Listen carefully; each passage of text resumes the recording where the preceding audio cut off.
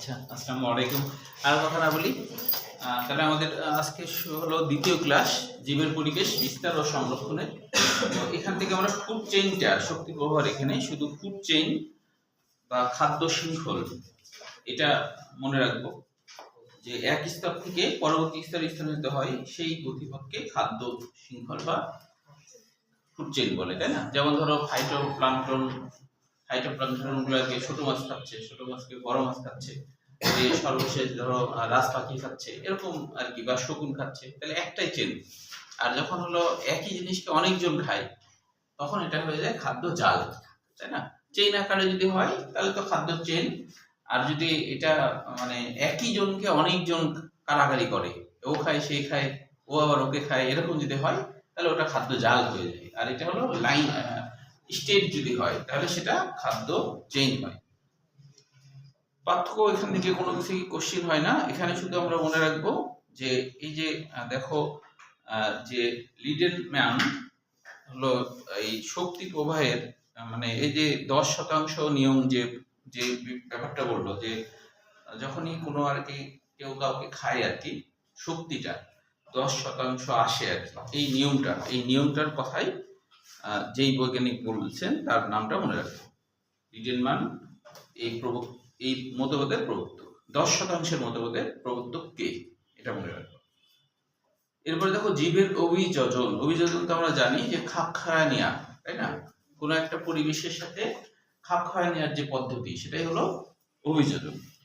একটি নির্দিষ্ট পরিবেশে কোনো জীবের খাপ খাওয়া নেওয়াটাই হলো জীবের অভিযোজন। এরপরে দেখো এই প্যারার লাস্টে আছে ওয়ার্মিং, মাটির প্রকৃতি ও মাধ্যমে পানির পরিমাণের উপর নির্ভর করে উদ্ভিদগুলোকে প্রধানত 3টি ভাগে ভাগ করেছেন। এই ভাগগুলো মনে রাখবো। হাইড্রোফাইট মানে যারা পানিতে হয় আর কি, জেরো মানে হলো শুষ্ক, শুষ্ক পরিবেশে পানি টানি নাই এরকম আর কি। আর মেসো মানে কি মাঝারি জলীয় পরিবেশে যারা বেড়ে ওঠে, এরা হলো মেসোফাইট। তাহলে এখানে দেখো যে আরেকটা কথা বলছে, লোনা পানির অঞ্চলে পানির লবণাক্ততার জন্য বিশেষ ধরনের লবণ সহনীয় উদ্ভিদ জন্মাতে দেখা যায়, এদেরকে বলা হয় হ্যালোফাইট বা লোনা মাটির উদ্ভিদ, এটা মনে রাখবো। এরপরে দেখো হাইড্রোফাইটস কাকে বলে, জলজ উদ্ভিদ বা হাইড্রোফাইটস যেসব উদ্ভিদ পানিতে জন্মে এবং পানিতে বিস্তার লাভ করে সেসব উদ্ভিদকেই হাইড্রোফাইটস বলা হয় জ্ঞানমূলক কোশ্চেন হিসেবে। এবার দেখো যে মূলাবদ্ধ নিমজ্জিত জলজ উদ্ভিদ, এখান থেকে কিন্তু আসছে যে মূলাবদ্ধ জলজ উদ্ভিদ, এটা আসছিল হচ্ছে যে রাজশাহী ইউনিভার্সিটি 23 সালে আসছিল, বিশ্ববিদ্যালয়ে আসছিল, সেটা হলো কি হাইড্রিলা আসছিল আর কি। তবে এখানে ভালো দিক হলো এখানে অবশ্য বৈজ্ঞানিক নাম আসছিল না, বাংলাটাই আসছিল, বেশিরভাগ ক্ষেত্রে বাংলাটাই আসে। কিছু গুরুত্বপূর্ণ বিষয়ে আমরা বৈজ্ঞানিক নাম দেখতে পাই, তবে এখানে কিন্তু সবগুলোই বাংলা করতে হবে, বাংলাই আসছে, কখনো এটার বৈজ্ঞানিক নাম আসেনি। হাইড্রিলা, পাতা শ্যাওলা, পাতা ঝাঁঝি সবগুলোই মনে রাখবো আর কি। হ্যাঁ, তাহলে এটা হলো রাজশাহী ইউনিভার্সিটিতে আসছিল 23 সালে। এরপরে দেখো মুক্ত ভাসমান জলজ উদ্ভিদ, তার মানে হচ্ছে জলাশয়ের পানির নিচে মাটির সাথে যেসব উদ্ভিদের কোনো সংযোগ থাকে না, তাই না? মুক্ত ভাসমান মানে কোনো সংযোগ নাই, তাহলে এটাও মনে রাখবো। যত পানা মনে রাখবো, সবই হলো মুক্ত ভাসমান জলজ উদ্ভিদ। মনে রাখবো যে যত পানা, যেমন কুচিলি পানা, খুদি পানা, গুড়ি পানা, মানে সব পানা, টোপা পানা, যত পানা আছে সব পানা মুক্ত ভাসমান। এটারও হলো শুধু বাংলা নামটা মনে রাখতে হবে, বৈজ্ঞানিক নাম আসে না। হ্যাঁ,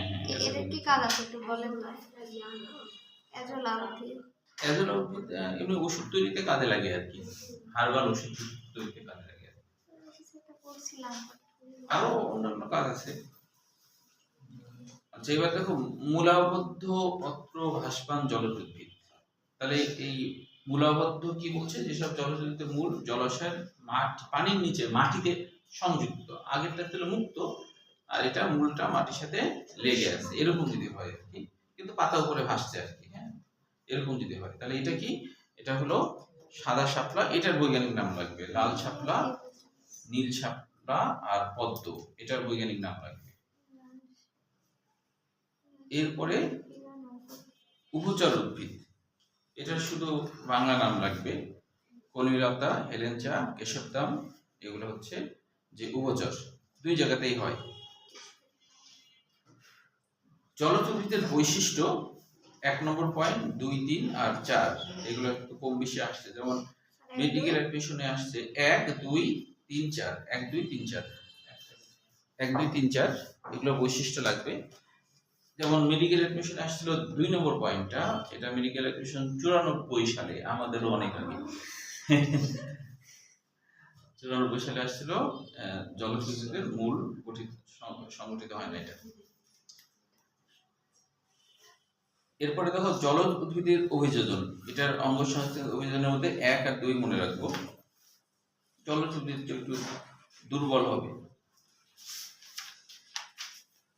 জলজ উদ্ভিদ দোলে কিন্তু দুর্বল হয় বলে কি, স্রোত আসলে দুলবে, আর যদি শক্ত হয় তাহলে ভেঙে যাবে, ওই জন্য এটা সফট হয়। এরপরে এখান থেকে কোনো কোশ্চেন হয় না, সরাসরি মরুদ উদ্ভিদে চলে আসো।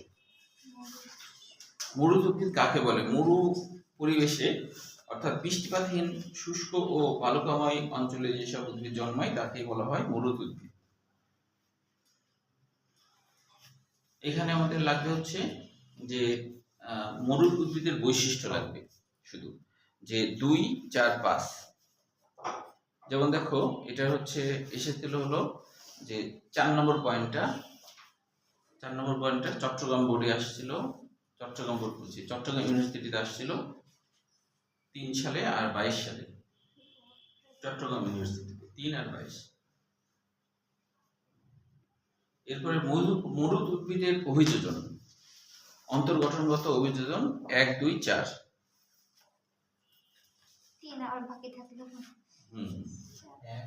1, 2, 4 3 পড়লে পড়ে রাখো।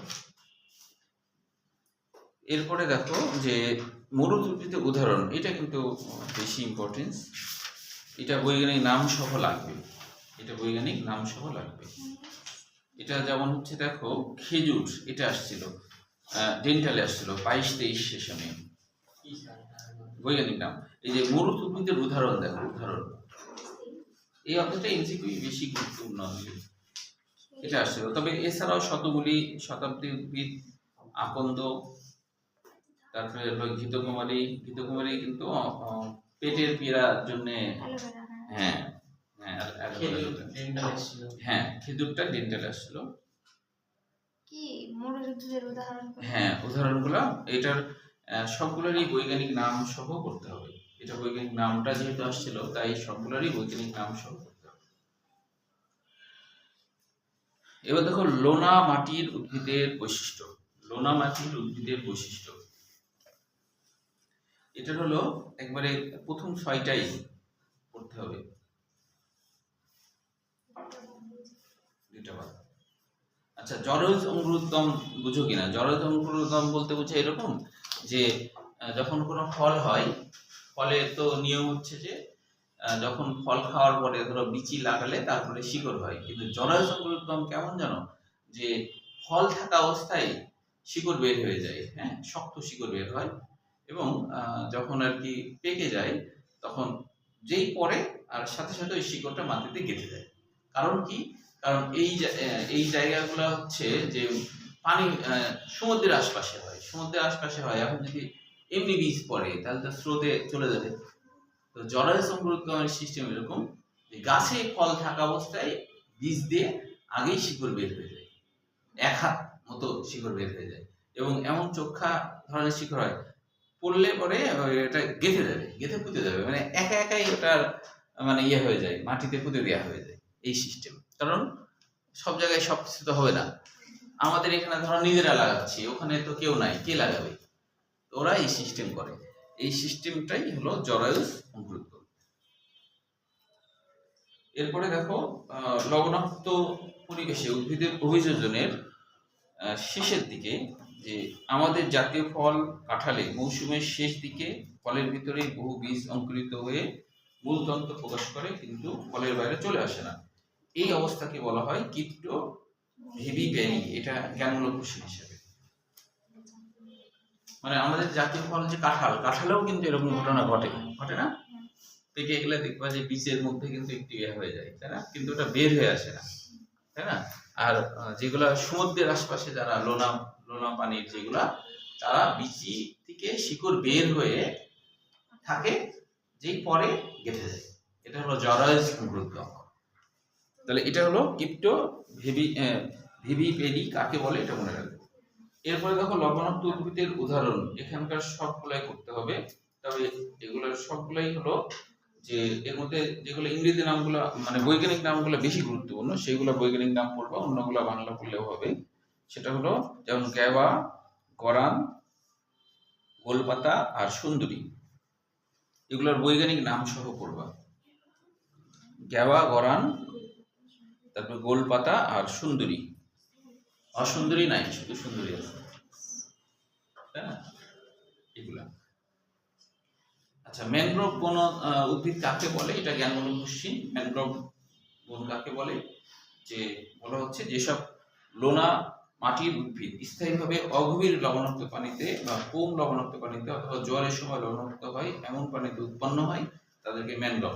আমাদের যে সুন্দরবন, এটা কিন্তু ম্যানগ্রোভ বনাঞ্চল, মানে সমুদ্রের পানি, লবণাক্ত পানিতে যে উদ্ভিদ হয়ে যায় আর কি, এটাই ম্যানগ্রোভ, এটাকে ম্যানগ্রোভ বলা হয়। বুঝতে পারছো?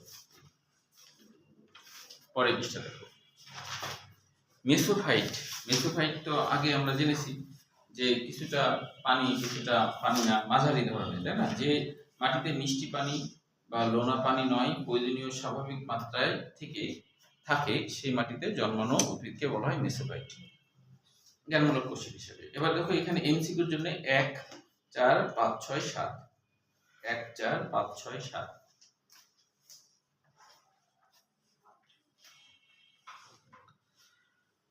এবার জীবভূমি বা বায়ন, জীবভূমি বা বায়ন। জীবভূমি, এক একটা জীবভূমিতে এক এক ধরনের প্রাণী বাস করে, এটা আসলে জীবভূমি বা বায়ন বোঝায়। এখানে আমাদের যেগুলো লাগবে সেটা হচ্ছে দেখো মরুভূমি বায়ন। মরুভূমি বায়নের বাৎসরিক বৃষ্টিপাত কত? বাৎসরিক বৃষ্টিপাত 25 সেন্টিমিটার, এটা মনে রাখতে হবে। তারপরে হলো এরপরে দেখো 2 নম্বর প্যারায় আছে যে সবচেয়ে বড় মরুভূমি হচ্ছে সাহারা, সবথেকে বড় মরুভূমি হলো সাহারা। তারপর হলো মরুভূমিতে দিন রাত্রির তাপমাত্রা পার্থক্য 30 ডিগ্রি সেলসিয়াস হয়, আর মরুভূমিতে অভিযোজিত উদ্ভিদকে বলা হয় জেরোফাইট। ওই যে জেরো মানে তো শুষ্ক। এরপরে দেখো তৃণভূমির বায়ন। মেডিকেল অ্যাডমিশন এরকম একটা কোশ্চেন আসছিল, ওইদিকে লিখে রাখছি আমি। সেটা হলো কোন বায়ন হিউমাস সমৃদ্ধ, সেটা বলবো তৃণভূমি বায়ন। এটা আছে দেখো যে 4th নম্বর লাইনে আছে যে মাটি হিউমাস সমৃদ্ধ, পাইছো? তবে এটার কিন্তু বাৎসরিক বৃষ্টিপাত আর কত সেন্টিমিটার এটা মনে রাখতে হবে। আর হচ্ছে আর হচ্ছে যে এদের মাটি হয় হিউমাস সমৃদ্ধ। তারপরের লাইনটা মনে রাখতে হবে, শীতকালে তাপমাত্রা 50 ডিগ্রি সেলসিয়াসে নেমে যায়, আর গ্রীষ্মকালে 32 সেলসিয়াসের উপরে উঠে আসে। এরপরে সাভানা বায়ন, এদের হচ্ছে বাৎসরিক বৃষ্টিপাত কত, এটা জাহাঙ্গীরনগর ইউনিভার্সিটিতে 18 সালে আসছিল। এই বায়নে বাৎসরিক বৃষ্টিপাত কত, জাহাঙ্গীরনগর ইউনিভার্সিটি 18 সালে আসছিল। হ্যাঁ, সেগুলাই শুরু করবো, বাকিগুলা করবো না। আচ্ছা, এবার দেখো তুন্দ্রা বায়ন। গোটা বই আমি অ্যানালিসিস করবো এই ছুটির মধ্যে করে, তোমাদের হলো তাহলে অ্যাডমিশনের জন্য তোমরা একটু আগায় থাকবা, এবং কোনটা কোন পরীক্ষায় আসছে গোটা বই করে ফেলবো, ডিসেম্বরের ছুটিতে করে ফেলবো, তাহলে তোমাদের সুবিধা হবে। অ্যাডমিশন রিভিশনও হলো, আবার অ্যাডমিশনের জন্য তোমাদের সুবিধা হলো আগায় থাকলে। আচ্ছা দেখো তুন্দ্রা বায়ন।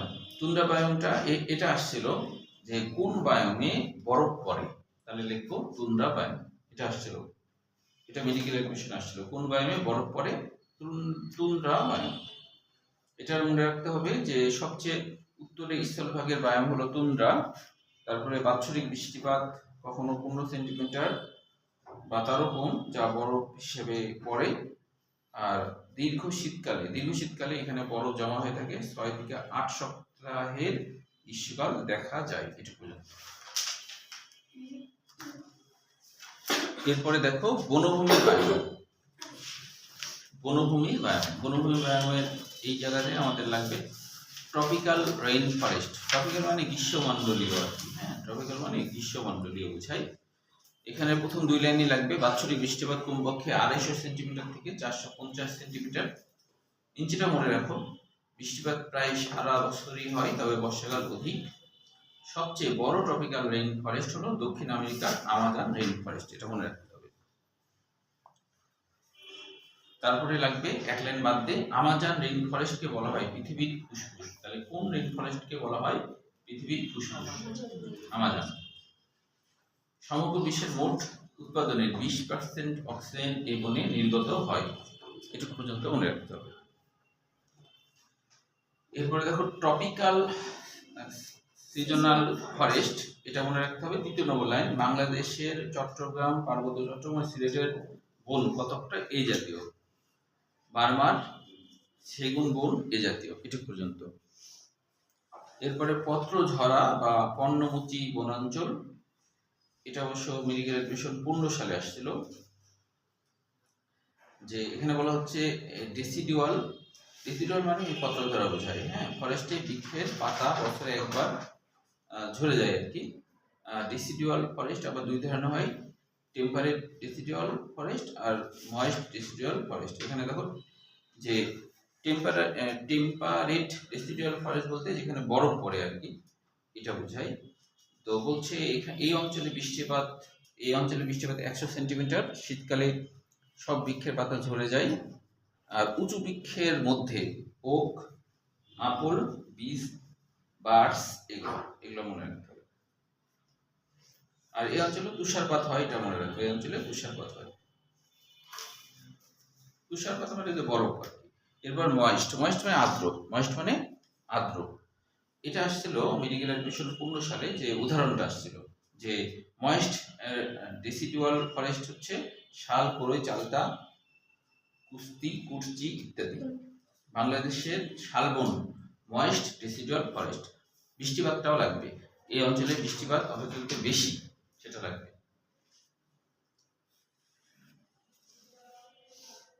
এরপরে দেখো কনিফার ফরেস্ট বলতে এদের যে ফল হয় সেটা দেখতে কোণের মতো, হয়, বা এদের যে স্ত্রী প্রজনন তন্ত্র হয় সেটাও দেখতে কোণের মতো হয়। এই কোণের মতো হলে তাকে বলা হয় কনিফার। কোণের মতো দেখতে হলে কনিফার। তো কনিফার ফরেস্টের লাগবে কি, যে এই অঞ্চলে বৃষ্টিপাত কত আর এদের প্রধান বৃক্ষ। তাহলে প্রধান বৃক্ষ হলো pine, spruce, fir, redwood, hemlock. এদের অধিকাংশই চিরসবুজ। প্রাণীর মধ্যে আছে শেয়াল, নেকড়ে, সিংহ, হরিণ, বিভিন্ন প্রজাতির পাখি, কাঠবিড়ালি, ইঁদুর এবং অসংখ্য পোকামাকড় এখানে জন্মে। সামান্য কিছু সরীসৃপ প্রাণীও আছে এটি পর্যন্ত। এরপরে দেখো ম্যানগ্রোভ বনাঞ্চল, যেটা আমাদের সুন্দরবন আর কি। তো এটার 4 নম্বর লাইন লাগবে, যে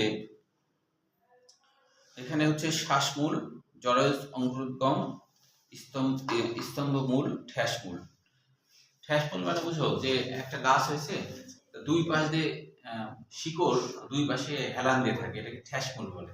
মানে হ্যাঁ, স্রোত আসলে যেন পড়ে না যায়, এই জন্য এটাকে বলা হয় ঠ্যাসমূল। তারপরে দেখো এরপরে পরের 3 লাইন গোটাটাই উল্লেখযোগ্য যে উদ্ভিদ আছে সেগুলো সবগুলাই এবং প্রাণী সবগুলাই।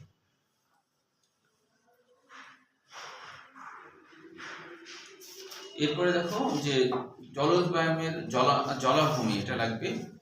রামসার কনভেনশন অনুসারে বাংলাদেশের তালিকাভুক্ত জলাভূমি সুন্দরবন ও টাঙ্গাইল হাওর, এটুকু লাগবে। এখানে আর কি আছে, হ্রদ ও পাউনি। দেখো মিঠা পানি বা স্বাদুবনের ব্যায়াম আছে না, তারপরে দেখো যে জলাভূমি আছে, হ্যাঁ, জলাভূমির প্রথম লাইন। এখানে শুধু নামগুলা, যে অর্থাৎ জলজ ব্যায়ামের মধ্যে কারা কারা, শুধু নামগুলো মনে রাখবো। হ্রদ, পুকুর, বেলা অঞ্চল, অবহির অঞ্চল, গভীর অঞ্চল, শুধু নামগুলো হচ্ছে এমসিকিউ। এবার দেখো সামুদ্রিক বা লোনা পানির বায়ু, এটাই হলো সবচেয়ে বড় এবং প্রথম ব্যায়াম। এটা গুরুত্বপূর্ণ, এটা সব থেকে বড় ব্যায়াম এবং প্রথম ব্যায়াম। আর এর লবণাক্ততা প্রায় প্রতি 35 ppm আর পিএইচ হলো 8। এরপরে দেখো গড়ান অঞ্চল, এদের আবার মানে সামুদ্রিক লোনা পানির বায়ামের মধ্যে কারা কারা আছে নামগুলা শুধু। গড়ান অঞ্চল আছে, প্যালাজিক অঞ্চল আছে, বেন্থিক অঞ্চল আছে আর অ্যাবিসাল অঞ্চল আছে, এই নামগুলা শুধু। প্রাণী ভৌগোলিক অঞ্চল কিন্তু এটা সৃজনশীল হিসেবে আসে পরীক্ষায়। প্রাণী ভৌগোলিক অঞ্চলটা অনেক সময় ছবি দিয়ে দেয় উদ্দীপকে। ও এই যে বেন্থিক অঞ্চল মানে এখানকার খালি অঞ্চলগুলোর নাম। প্রাণী ভৌগোলিক অঞ্চল এটা কিন্তু সৃজনশীল হিসেবে পরীক্ষায় আসে অনেক সময়। তোমার হচ্ছে যে এরকম করে এরকম ছবি দিয়ে উদ্দীপক আসতে দেখা গেছে। হ্যাঁ দেখো এখানে এখানে আসলে একটু মনে রাখাটা কঠিন, এই জন্য কিছু ছন্দ বানিয়েছি যাতে করে ছন্দের মাধ্যমে মনে রাখতে পারো আর কি। হ্যাঁ আচ্ছা আচ্ছা, আরেকটা বিষয় একটু মনে রাখতে পারো যে পৃথিবীর সর্ববৃহৎ ট্রপিক্যাল রেইন ফরেস্ট কোনটি? সেটা হলো দক্ষিণ আমেরিকার। এটা মনে রাখতে পারো পৃথিবীর, এটা হলো এটা অন্য বইয়ে আছে কিন্তু আমি লিখে রাখছি। আমাজন তো দক্ষিণ আমেরিকায়। হ্যাঁ আমাজন দক্ষিণ আমেরিকা, কিন্তু কোশ্চেনটা এইভাবে আসছিল এভাবে, পৃথিবীর সর্ববৃহৎ ট্রপিক্যাল রেইন ফরেস্ট কোথায়? দক্ষিণ আমেরিকা। দক্ষিণ আমেরিকা ওটা হয়তো আমাজন আছে কিন্তু এইভাবে আসছে দক্ষিণ আমেরিকা।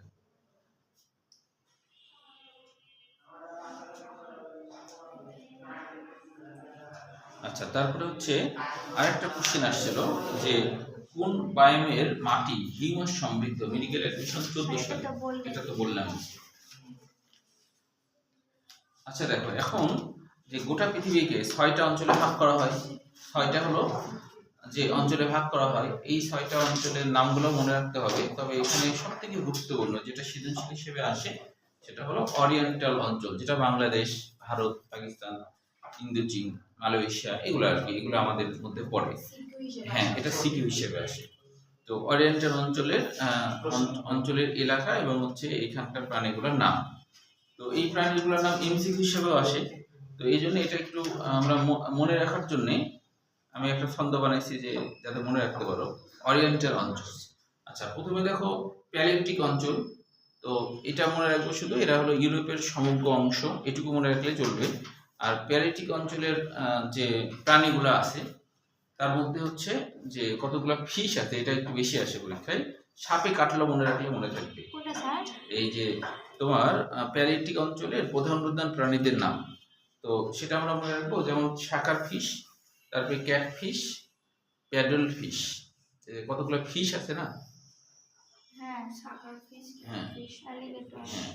তো এটা মনে রাখতে পারো এই ছন্দের মাধ্যমে যে সাপে কাটলো, সাপে হলো স্যাকার ফিশ, পথে হলো পেলিকন, ওই যে পেলিকনটা মনে রাখবো, পথে পেলিকন, আর কাতে হলো ক্যাটফিশ। এই কয়টাই আসছে আর কি। তবে এখানে তোমার দ্বিতীয় নম্বর লাইনটিকে মনে রাখবা, ফেলিঙ্গো, উট পাখি, পেলিকন, চাইনিজ হ্যাঁ পাখি। আর এই মাছের মধ্যে এটা আসছিল আর কি, মাছের ভিতরে এই সাপে কাটলো দিয়ে এই মাছের গুলো মনে রাখবো। এলাকার নাম বলতে ওই প্রথমটুকু শুধু, ওই যে ইউরোপের সমগ্র অংশ, এটুকু লাগলেই মনে থাকবে।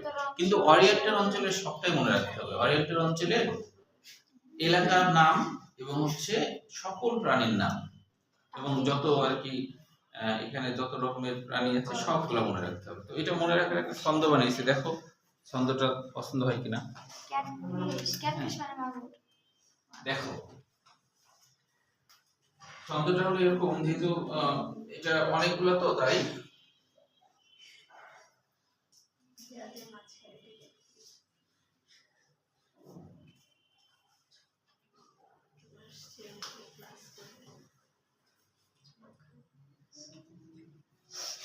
দেখে নিয়ে যাও।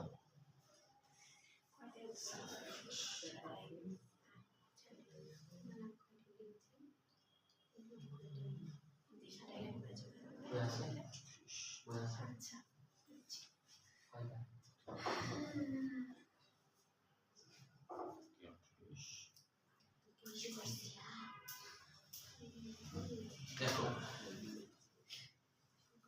আমার এখানে এইভাবে এত গিবন কিসের? এটা কি স্যার? গিবন মানে এটা হলো এই এখানকার প্রাণীগুলোর নাম মনে রাখবে। ওই যে অরিয়েন্টালের প্রাণীগুলোর নাম মনে রাখতে হবে, হ্যাঁ? যে ছন্দটা এরকম যে অনেক সময় এরকম হয় যে ধরো বিয়ের দাওয়াতে মানে অনেক সময় ছেলে পক্ষ মেয়ে পক্ষ এরকম থাকে যে ভাব দেখায় মানে ধরো ভাব দেখায় মানে ধরো বর পক্ষ আসছে বন্ধু বন্ধু সবাইকে নিয়ে, তো খাবার যদি বরের জন্য খুব ভালো না দেওয়া হয় আর কি, তাহলে কিন্তু এটা নিয়ে ঝগড়া হয়। হ্যাঁ, যে বলে যে হ্যাঁ ঝগড়া হয় না সবাই, হ্যাঁ এরকম বন্ধু বন্ধু নিয়ে আসছি আর এই খাবার দিলো, মানে বরকে তো বড় প্লেটে। হ্যাঁ হ্যাঁ, তবে আমাদের সমাজে এটা খুবই একটা অন্যায়। এটা হলো তোমরা ভবিষ্যতে আর কি যখন আর কি ইয়ে হবা, মানে তোমাদের ছেলে মেয়েকে যখন বিয়ে দিবা তখন এটা করবা না। নিজেদের সময় থেকে শুরু করুন, ছেলে না, তোমাদেরটা তো তোমাদের আব্বা মা দেখবে। মানে বলি সেটা কি জানো, যে বরের জন্য একটা খাঞ্চা বানানো হয়, তাই না? তাহলে বউয়ের জন্য কেন বানানো হবে না? এটা অন্যায় না? অবশ্যই স্যার, অবশ্যই বউর জন্য, কারণ ওই তো সম্মানিত, ওই তো অতিথি, তাই না? জি স্যার। তাহলে ওর জন্য কেন বানানো হবে? ছেলে বাড়িতে যাওয়ার পরে তারপর বানায়। না, ছেলের বাড়িতে না, ছেলের বাড়িতে যখন কনে যায়, কনের জন্য তো ওটা বানায় না তো। ওটাই তো এখন বলতেছি। স্যার বানায় স্যার, এখন বউ আদর শুরু হয়েছে। বানাচ্ছে? কোথায় বানায়? বউ আদর চট্টগ্রামে, তারপর ও চট্টগ্রামে বানায়, রাজশাহীতে বানায়। রাজশাহীতে বানায় না, গোটা বাংলাদেশে হতে হবে এটা। না না, ওটা করতে হবে তো। তোমরা বলবা, আন্দোলন করবো। তোমাদের যার সাথে বিয়ে হবে তাকে আগে বলবা যে আমার জন্য কিন্তু খাঞ্চা বানাতে হবে। সেজন্য তোমাদের ক্যারিয়ারও ভালো হতে হবে, তাহলে তো শুনবে, তাই না? ক্যারিয়ার ভালো হলে তখন শুনবে। কিন্তু ক্যারিয়ার ভালো হোক আর খারাপ হোক, এটা কিন্তু অবশ্যই তোমাদের যদি মন্টন থাকে তোমরা এটা করবা, যে সমান অধিকার, তাই কি না? তো নতুন না, মানে যে বউ সে তো তোমার বাড়িতে নতুন আসছে, তো অতিথি তো, তো তুমি তার জন্য স্পেশাল করবে না? এখন মনে করো এরকম হয়েছে যে বর দিছে, বর যে খাবার পছন্দ হয়নি, তখন মনে করো গিবত করছে, বলছে যে হ্যাঁ কি খাবার দিল এই সেই। তো এখন বউ পক্ষের যারা আছে তারা তখন বলছে, আগে শুনে নাও ছন্দটা, বলছে এত গিবত কিসের, ওরা হাতি না বাঘ ভাল্লুক, ওরা হাতি না বাঘ ভাল্লুক। কাপ মাছ পায় না, কাপ মাছ মানে রুই কাতলা মৃগেল, আগে শুনে নাও, পায় না কাপ মাছ, পায় না, চাই আবার ক্যাটফিশ, চাই আবার ক্যাটফিশ। কবুতর রান্না করেছি, ওরা বলে ওরা নাকি ময়ূর কোকিল ব্লুবার্ড ফিঙে ছাড়া খাই না। সারা জীবন ওরা কুমির বৈশাখ খেয়ে বড় হয়েছে।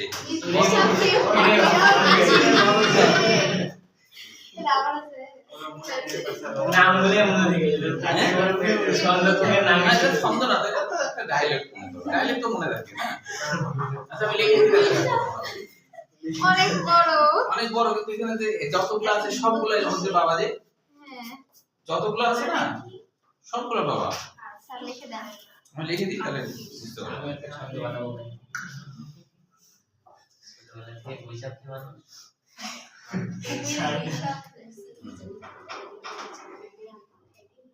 এই ঠান্ডা না এখানে বৈশাখ আচ্ছা, অনেক এত সুন্দর বিপদ বলছে। কিসের? রাসেল ভাই এই বিপদে তো একটা হলো, হ্যাঁ জীবন। হ্যাঁ জীবন। এত বিপদ কিসের? জীবন। এত বিপদ কিসের? ওরা ওরা বাঘ না ভাল্লুক, ওরা বাঘ না ভাল্লুক, তাহলে এটাও তো আছে, হ্যাঁ ভাল্লুক এটাও তো আছে, তাই না? ওরা বাঘ না ভাল্লুক। কার্প মাছ চাই পাই না, কার্প, কার্প মাছ মানে কি? কার্প মাছ তো জানোই, কার্প মানে রুই কাতলা, রুই কাতলা কাতলা মৃগেল, মৃগেল। কার্প মাছ পাই না,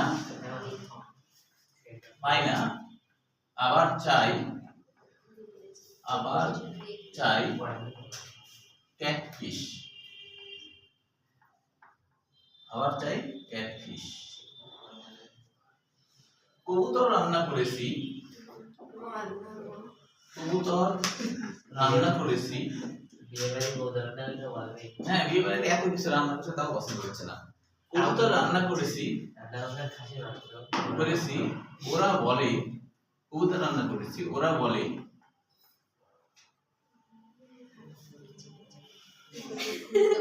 ওরা বলে ময়ূর কোকিল ব্লুবার্ড, ময়ূর, ময়ূর, কোকিল, স্যার এগুলো লেখার জন্য বইয়ে এক্সট্রা জায়গা থাকা উচিত। হ্যাঁ আমি তো বই লিখছি ছন্দটা বানিয়েছি। ময়ূর, কোকিল, ব্লুবার্ড, ফিঙে, ফিঙে,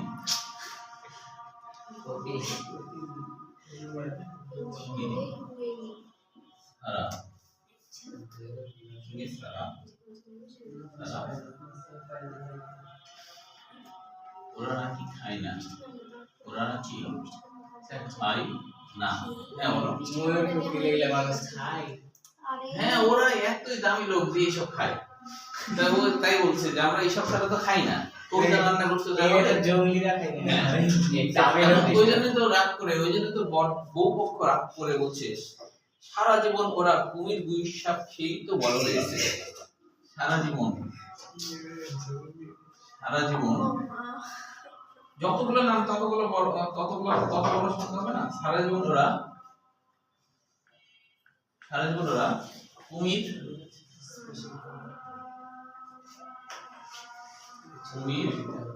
গুইসাপ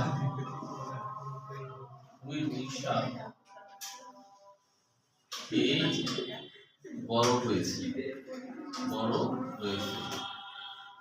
বদ কোথাকার, বদেও একটা আছে দেখো। বলতে আবার কি আছে? বাঘ না না বাদুড়। বাদুর, ও বাদুড়। বদে হলো বাদুর।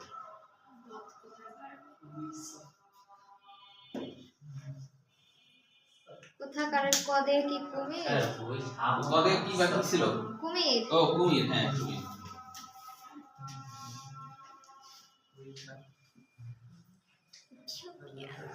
আর কোনো বাদ গেল কিনা দেখো, সবগুলো হয়েছে দেখো, হয়েছে। সবগুলো হয়েছে। তাহলে কি কথা হচ্ছিল যে ওরাংওটাং, এটা হলো না তো। ওরাংওটাং হয়নি।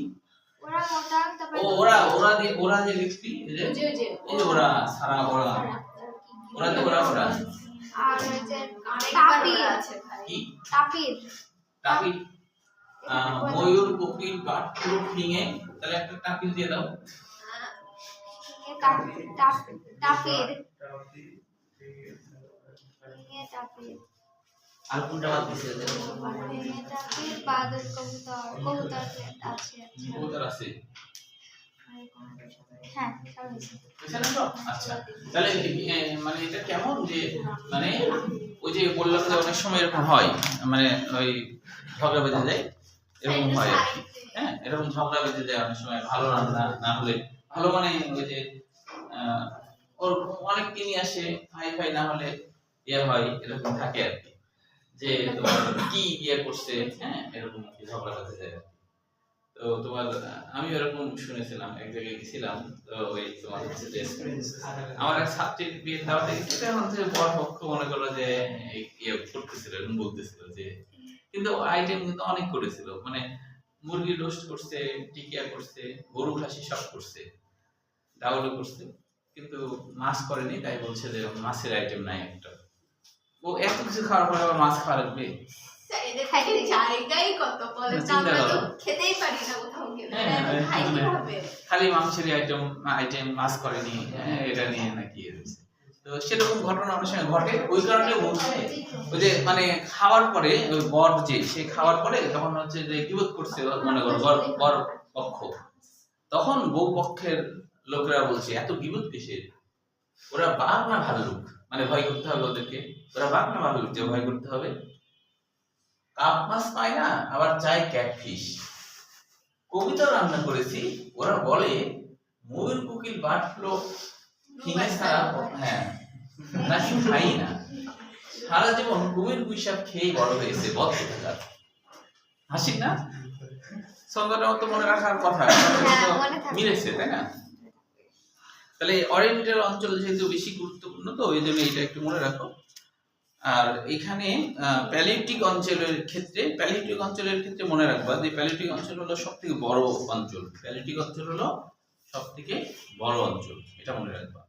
প্যালিওটিক অঞ্চল যতগুলো অঞ্চল আছে তার মধ্যে প্যালিওটিক অঞ্চলই হলো সবথেকে বড়।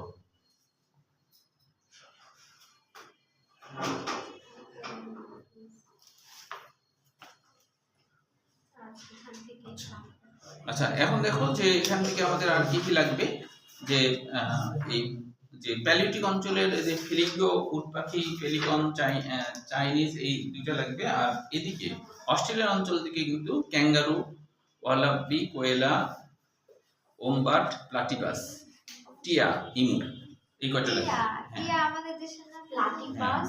প্লাটিপাস, টিয়া, ইমু, ইমু, ইমু। এটা একটা bird name, bird of paradise. আচ্ছা, তারপরে দেখো, স্বর্গের পাখি, বার্ড অফ প্যারাডাইস। আচ্ছা তারপরে হলো যে নিউ ট্রপিক্যাল অঞ্চল। নিউ ট্রপিক্যাল অঞ্চল কোথায় এটা মনে রাখতে হবে। অস্ট্রেলিয়ান অঞ্চল কোথায় এটা মনে রাখতে হবে। অস্ট্রেলিয়ান অঞ্চল অস্ট্রেলিয়া, তাসমেনিয়া আর নিউজিল্যান্ড। আর নিউ ট্রপিক্যাল অঞ্চল মধ্য আমেরিকা, দক্ষিণ আমেরিকা, ব্রাজিল, ওয়েস্ট ইন্ডিজ। আর এখানে গুরুত্বপূর্ণ যেগুলো মনে রাখবা, যে ভাল্লুক, হরিণ, উট পাখি, আর শেষের দিকে আছে ক্যাটফিশ, লাংফিশ। আর ইথিওপিয়ান অঞ্চলের আফ্রিকার সাহারা মরুভূমির দক্ষিণ অঞ্চল, এটা মনে রাখতে হবে শুধু। আর এখানে মনে রাখতে হবে গরিলা, শিম্পাঞ্জি, লেমুর। হ্যাঁ,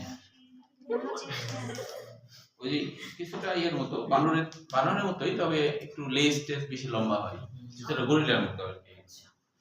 তারপর হলো হাতি, এখানেও কিন্তু পাওয়া যায়, যেহেতু মিলগুলো অনেক সময় আসে না আর কি। হ্যাঁ, যেমন এখানেও দেখো গুইসাপ আছে, ক্যাটফিশ আছে, এই মিলগুলো দেয় না। নিউ আর্কটিক অঞ্চল, এটা মনে রাখবো কোথায়, এটা হলো গ্রিনল্যান্ড। প্রশান্ত মহাসাগর মনে রাখবা, প্রশান্ত মহাসাগরের এই অঞ্চলগুলোতে থাকে। এখানে আমাদের প্রশান্ত মহাসাগর অঞ্চলে এই নিউ আর্কটিক অঞ্চল আর কি থাকে আর কি। আর এটা কোথায় থাকে, গ্রিনল্যান্ড, মেক্সিকোর উত্তরাঞ্চল, কানাডা, উত্তর আমেরিকার অধিকাংশ, আইসল্যান্ড ইত্যাদি অঞ্চলের অন্তর্ভুক্ত। এখানে যেগুলো বেশি গুরুত্বপূর্ণ শেষের দিকগুলা, স্যালামান্ডার, প্যাডেল ফিশ, তারপরে সাকার ফিশ, ক্যাটফিশ, কতগুলো মিল আসে। তবে এখানে কিন্তু সব থেকে বেশি আসে ওরিয়েন্টাল অঞ্চল থেকেই আসে। হ্যাঁ, আলপাকা, এগুলো কি ভাই? আচ্ছা দেখো এটা চেহারা কেমন। প্যাডেল ফিশ, সাইকেলের প্যাডেল। আচ্ছা দেখো, এখান থেকে যেগুলো মেডিকেল এডুকেশনে কোশ্চেন আসছে বিভিন্ন জায়গার, এটা একটু লিখে নিতে পারো সময় যেটুকু আছে সেটুকুর মধ্যে। যে যেমন হলো, এটা এই বই আছে না অন্য বই আছে জানি না, তবে এটা দেখলাম, এটা আসছে হলো মেডিকেল এডুকেশন 11 সালে, ডেন্টাল এডুকেশন 16 সালে। সেটা হলো আর্মাডিলো প্রাণীটির উপস্থিতি কোন মহাদেশে পাওয়া যায়। এটা আসছে মেডিকেল এডুকেশন, লিখে নিতে পারো বইয়ের উপরের দিকে। ইথিওপিয়ান অঞ্চল, আফ্রিকা, সাহারা মরুভূমি। আফ্রিকা। আফ্রিকা, আচ্ছা। উত্তর হলো আফ্রিকা। এটা হলো আর্মাডিলো প্রাণীটি, আর্মাডিলো প্রাণীটি, আর্মাডিলো। হ্যাঁ, এটা আসছিল আর্মাডিলো প্রাণী কোন, হ্যাঁ কোন মহাদেশে পাওয়া যায়। আফ্রিকা, আফ্রিকা মনে রাখবে, আফ্রিকা, আফ্রিকা। এরপরে ডেন্টাল মেডিকেল এডুকেশনে আসছিল 11 সালে, ডেন্টালে আসছিল হলো সাল, ডেন্টালে আসছিল হলো 16 সাল, 16 সাল।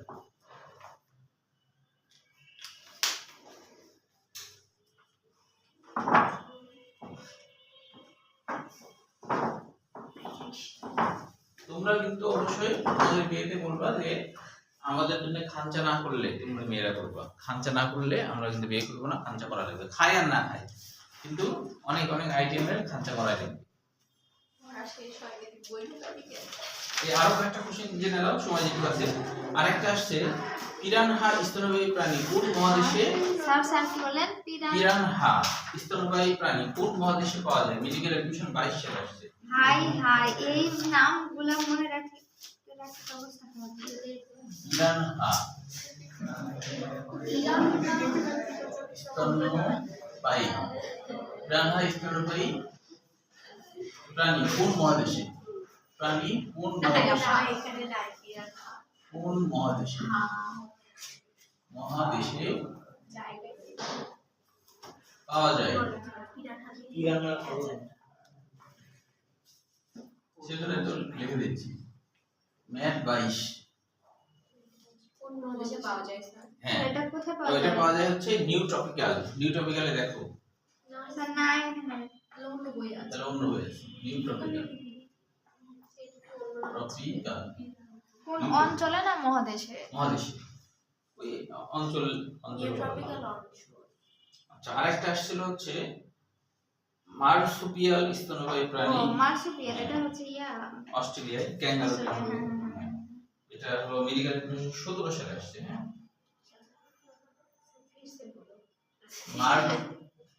মার্সুপিয়াল হ্যাঁ মার্সুপিয়াল ওই যে প্লাটিপাসের ওই মার্সুপিয়াল স্তন্যপায়ী এটা হচ্ছে ইয়াতে আছে, তাই। জুলজির ফার্স্ট অধ্যায়ে আছে।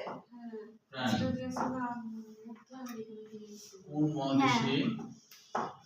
কোন মহাদেশে পাওয়া যায়? এটা ছিল মেডিকেল এডুকেশন 17। কারণ মার্সুপিয়াল এটা তো মনে হয় সেকেন্ড পেপারে আছে। হ্যাঁ সেকেন্ড পেপারে আছে।